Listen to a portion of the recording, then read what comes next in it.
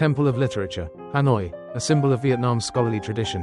The Temple of Literature, Van Miếu Quốc tu Giám, is one of Hanoi's most iconic landmarks. Known as Vietnam's first national university, built in 1070 under the Lai dynasty, it was dedicated to Confucius and became a center for education and imperial examinations. A journey through history.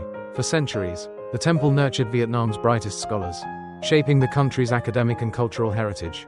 The 82 stone stelae, inscribed with the names of successful candidates, honor this legacy.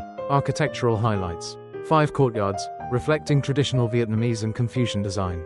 Khuê Văn Pavilion, a symbol of Hanoi, representing intellectual beauty. Stelae of doctors, stone turtles carrying inscriptions of past scholars. A cultural destination today. Today, the Temple of Literature is a popular attraction, especially for students seeking good fortune before exams.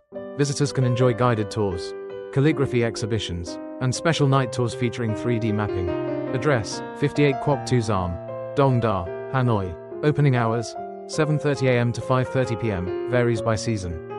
Tickets: 30 Vietnamese dongs, adults. 15.00 VND, students. Free for children under 15.